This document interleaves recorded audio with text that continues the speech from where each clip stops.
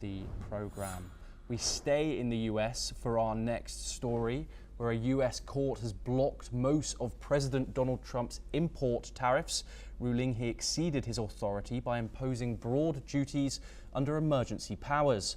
The Court of International Trade said only Congress has the constitutional power to regulate international commerce and not the president acting alone. The ruling puts a permanent injunction on tariffs imposed since January under the International Emergency Economic Powers Act, though some industry-specific tariffs remain untouched. The Trump administration has filed a notice of appeal questioning the court's authority. Financial markets have reacted positively, with the US dollar and global stocks rallying on the news. The White House criticized the decision, saying unelected judges should not decide how to address national emergencies, and reaffirmed its commitment to using all executive powers to protect American interests. This ruling gives a significant setback to President Donald Trump's trade strategy.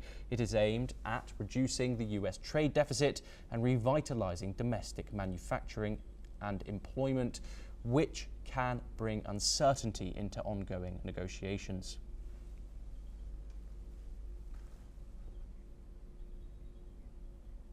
We once again stay in the United States, where in a major escalation, US President Donald Trump has called for a 15% cap on foreign students at Harvard University.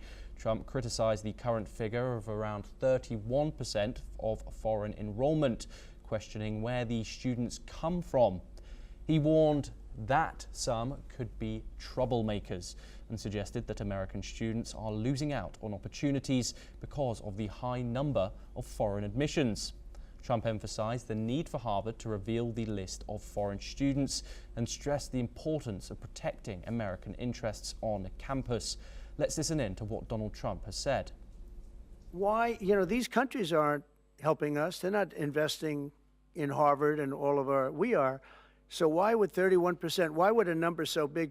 I think, number one, I think they should have a cap of maybe around 15%, not 31%. We have people who want to go to Harvard and other schools. They can't get in because we have foreign students there. But I want to make sure that the foreign students are people that can love our.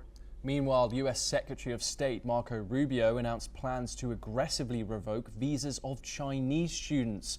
Rubio said the focus will be on those linked to Chinese Communist Party or studying in sensitive fields like technology and defense. This move targets national security concerns amid rising tensions with China. These moves come amid escalating scrutiny of U.S. universities' ties to China. Harvard is already facing multiple federal investigations, a funding freeze, and a court battle over its ability to enroll foreign students. A judge has temporarily blocked a federal ban on Harvard's student visa program.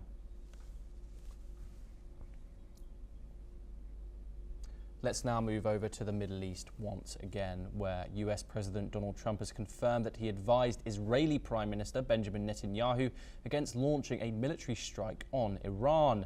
Speaking on Wednesday, Trump said he made the request during a recent phone call, citing ongoing diplomatic efforts between Washington and Tehran.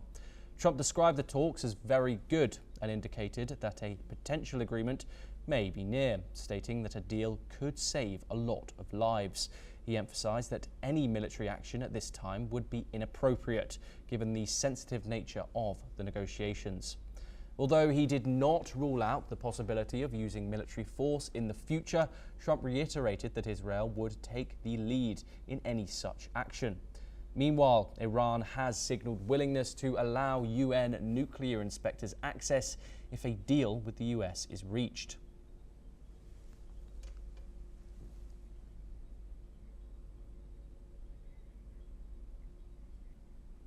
We stay in the Middle East once again. Yemen's Houthi leader, Abdul Malik al-Houthi, has denounced Israeli airstrikes that targeted Sana'a International Airport on May the 28th, causing the destruction of a Yemeni Airways aircraft and a disruption in operations. In a televised address, al-Houthi reaffirmed his group's support for Palestinians and said that Israel aims to pressure the nation's principled position in supporting the Palestinian people. Here's what he said.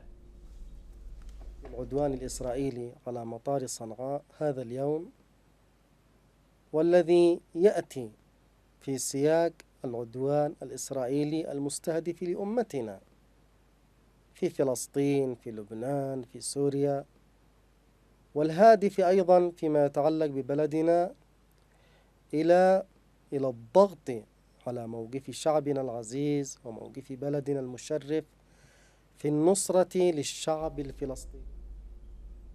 This comes after Israel said it had struck Houthi targets, including the last remaining plane used by the group at Sana'a International Airport, after the Yemeni militants launched missiles towards Israel a day earlier. General Director of the airport, Khalid al-Shaif, has said that Yemeni Airways plane was the last remaining civilian plane. The Sana'a International Airport is the largest in Yemen and came back into service last week after temporary repairs and runway restoration following previous Israeli airstrikes. The airport was mainly being used by UN aircraft and the plane destroyed in the latest Israeli airstrikes. 3 other Yemeni Airways planes were also destroyed in an attack earlier this month.